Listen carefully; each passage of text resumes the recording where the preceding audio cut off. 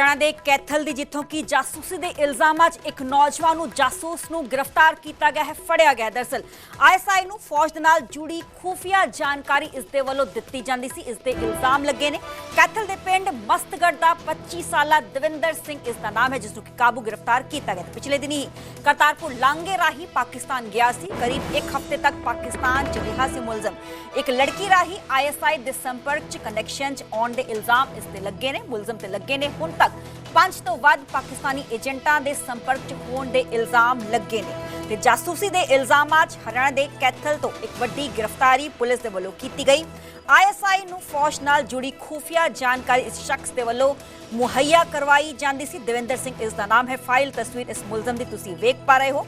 पिछले दिन ही करतारपुर लांघे राही पाकिस्तान गया सी ते उत्थे ही एक लड़की दे संपर्क च आया ते उसदे थ्रू ही ISI नूं पूरी जानकारी मुहैया इसदे वल्लों जो इंडियन आर्मी है उसदे बाबत करवाई जांदी सी। ते हुण तक 5 तो वध पाकिस्तानी एजेंटां दे संपर्क च आया है। हर जगह की पुछ पड़ताल च होर भी कई वड्डे खुलासे होणगे।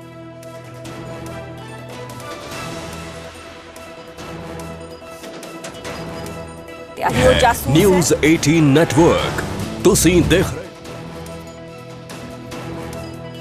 जासूसी दे इल्जामां च नौजवान गिरफ्तार किया गया, काबू किया गया। तस्वीर तुसीं इस नौजवान की फाइल तस्वीर देख पा रहे हो। देविंदर सिंह इसका नाम है।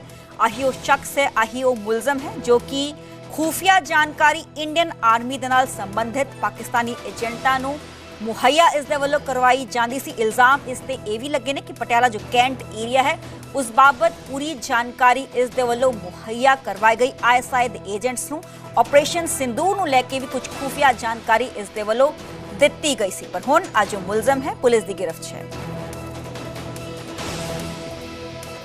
सोशल मीडिया पर एक पोस्ट शेयर की थी इसने हथियार के साथ, जिसके आधार पर हमारे स्पेशल डिटेक्टिव स्टाफ ने इसको हिरासत में लेकर के पूछताछ की गई। और उस पूछताछ के दौरान इसने बताया कि वह पाकिस्तान गया था और वहाँ पाकिस्तान के लोगों के संपर्क में आया। और उन लोगों के संपर्क में आने के बाद ये ISI खुफिया एजेंसी पाकिस्तान के जो उसके संपर्क में आया, वो उनके झांसी में आकर के भारत पाकिस्तान युद्ध के समय जो ऑपरेशन सिंदूर चल रहा है उसकी जानकारियाँ देता था।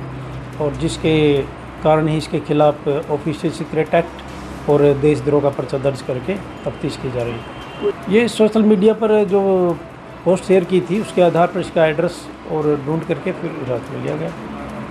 पानीपत का इशू देखिए, पानीपत हो या कैथल हो, और भी 2 एक जगह है इस तरीके के लोग मिले हैं। और हर केस के जैसे मैंने बताया फैक्ट्स अलग होते हैं। तो जांच तो अभी जो मेन आदमी है वो पकड़ा गया है और इसको और आगे बढ़ाया जाएगा। जो नई कड़ियाँ उसमें जुड़ती जाएंगी और किसी का भी रोल अगर आता है तो उसके बारे में उस पर कार्रवाई की जाएगी। हुण गल पाकिस्तानी PM शहबाज शरीफ दी, जिन्होंने एक वड्डा कबूलनामा किया। शहबाज ने भारत ते वड्डे हमले दी गल मनी है। भारत ने नूर खान एयरबेस ते स्ट्राइक किया सी। शहबाज शरीफ ने यह गल नूं कबूलिया है। रात तकरीबन 2:30 बजे जनरल मुनीर दा फोन आया सी।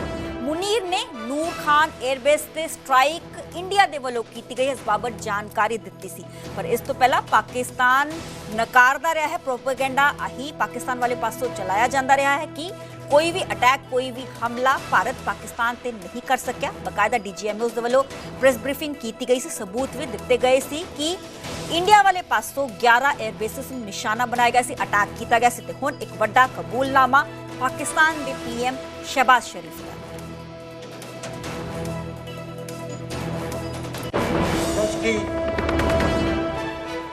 दरमियानी रात में तकरीबन 2:30 बजे शिपा सलार जनरल सईद आसिम मुनीर ने मुझे सिक्योर फ़ोन पे मुझे बताया कि वज़ीर-ए-आज़म साहब, हिंदुस्तान ने अपने बैलिस्टिक मिसाइल अभी लॉन्च किए हैं। एक नूर खान एयरपोर्ट पे गिरा है और कुछ और दूसरे इलाकों में गिरे हैं। ਸੀਜ਼ਫਾਇਰ ਦੇ ਲਈ ਪਾਕਿਸਤਾਨ ਨੇ ਡੋਨਲਡ ਟਰੰਪ ਨੂੰ ਪੂਰਾ ਕ੍ਰੈਡਿਟ ਦਿੱਤਾ ਤੇ ਕਿਹਾ ਕਿ ਪਾਕਿਸਤਾਨੀ ਪੀਐਮ ਸ਼ਹਿਬਾਜ਼ ਸ਼ਰੀਫ ਨੇ ਟਰੰਪ ਦੀ ਦਖਲ ਦੇ ਨਾਲ ਵੱਡੀ ਤਬਾਹੀ ਹੋਣ ਤੋਂ ਟਲੀ ਹੈ। ਡੋਨਲਡ ਟਰੰਪ ਦੇ ਅਸੀਂ ਸ਼ੁਕਰਗੁਜ਼ਾਰ ਹਾਂ ਤੇ ਟਰੰਪ ਦੇ ਵੱਲੋਂ ਹੀ ਸੀਜ਼ਫਾਇਰ ਦਾ ਐਲਾਨ ਕੀਤਾ ਗਿਆ ਸੀ ਪੋਸਟ ਪਾ ਕੇ, ਪਰ ਬੀਤੇ ਕੱਲ ਹੀ ਟਰੰਪ ਆਪਣੇ ਬਿਆਨ ਤੋਂ ਪਲਟ ਗਏ ਸੀ। ਉਹਨਾਂ ਨੇ ਇਸ ਗੱਲ ਦਾ ਜ਼ਿਕਰ ਕੀਤਾ ਕਿ ਉਹਨਾਂ ਦੇ ਵੱਲੋਂ ਸੀਜ਼ਫਾਇਰ ਨਹੀਂ ਕਰਵਾਇਆ ਗਿਆ। ਹਾਂ, ਉਹਨਾਂ ਦੇ ਵੱਲੋਂ ਮਦਦ ਜ਼ਰੂਰ ਕੀਤੀ ਗਈ ਸੀ, ਪਰ ਹੁਣ ਸੀਜ਼ਫਾਇਰ ਦੇ ਲਈ ਪਾਕਿਸਤਾਨ ਨੇ ਡੋਨਲਡ ਟਰੰਪ ਨੂੰ ਪੂਰਾ ਕ੍ਰੈਡਿਟ ਦਿੱਤਾ ਤੇ ਕਿਹਾ ਕਿ ਟਰੰਪ ਦੀ ਦਖਲ ਦੇ ਨਾਲ ਹੀ ਇੰਟਰਵੀਨ ਉਹਨਾਂ ਨੇ ਕੀਤਾ ਤੇ ਇੱਕ ਵੱਡੀ ਤਬਾਹੀ ਹੋਣ ਤੋਂ ਟਲੀ। ਡੋਨਲਡ ਟਰੰਪ ਦੇ ਅਸੀਂ ਸ਼ੁਕਰਗੁਜ਼ਾਰ ਹਾਂ।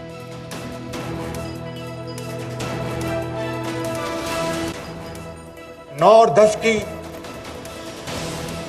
दरमियानी रात में तकरीबन 2:30 बजे शिफा सलार जनरल सईद आसिम मुनीर ने मुझे सिक्योर फ़ोन पे मुझे बताया कि वज़ीर-ए-आज़म साहब, हिंदुस्तान ने अपने बैलिस्टिक मिसाइल अभी लॉन्च किए हैं, एक नूर खान एयरपोर्ट पे गिरा है और कुछ और दूसरे इलाकों में गिरे हैं।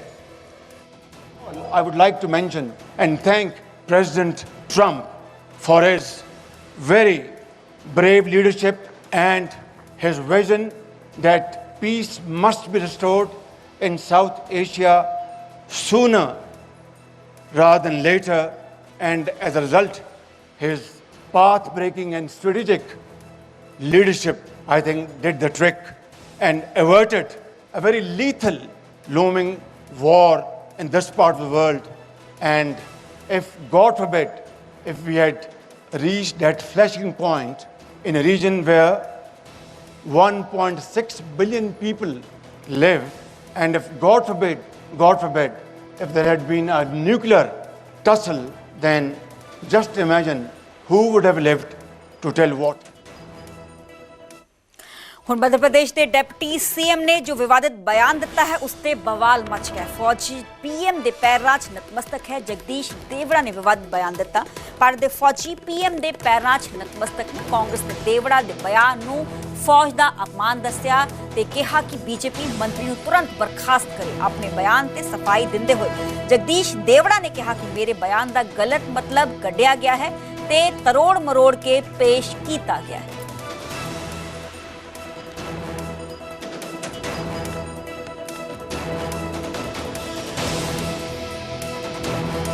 यशस्वी प्रधानमंत्री जी को हम धन्यवाद देना चाहेंगे और पूरा देश की वो सेना, वो सैनिक उनके चरणों में नतमस्तक है। उनके चरणों में पूरा देश नतमस्तक है। उन्होंने जो जवाब दिया है उसकी जितनी सराहना की जाए, जितना कहा जाए, एक बार उनके लिए जोरदार ताली बजा करके यशस्वी प्रधान। ये बात कोई कैसे बर्दाश्त कर सकता है? हमारी बहादुर शौर्य पराक्रमी सेना के बारे में हमारा दुश्मन ये नहीं कह सकता है, और बीजेपी का एक मंत्री और बीजेपी के उप मुख्यमंत्री इस तरह की बात कहेंगे और हम मूक दर्शक बने रहेंगे। हमारी सेना ने लगातार दुश्मन को धूल चटाई है। हमारी सेना ने लगातार पाकिस्तान जैसे आतंकी देशों को सबक सिखाया है। इस बार भी पहलगाम आतंकी हमले के बाद आक्रामक कार्रवाई की, टेरर कैंपों को ध्वस्त किया, उनको बर्बाद किया, और उसके बाद बीजेपी के लोगों की ये हिमाकत, ये हिम्मत कैसे हो रही है कहने की कि हमारी सेना नरेंद्र मोदी के चरणों में नतमस्तक है। ये सेना का अपमान है, तिरस्कार है, और हम इसके कतई मूक दर्शक बनकर देखेंगे नहीं। हमारी मांग है कि ऐसे व्यक्ति को सरकार में बने रहने का कोई हक नहीं है। उस व्यक्ति को तुरंत बर्खास्त किया जाए, और अगर बर्खास्त नहीं करेंगे तो मैं ये मानूं क्यों ना कि इसको नरेंद्र मोदी की मौन स्वीकृति है, उनका संरक्षण प्राप्त है।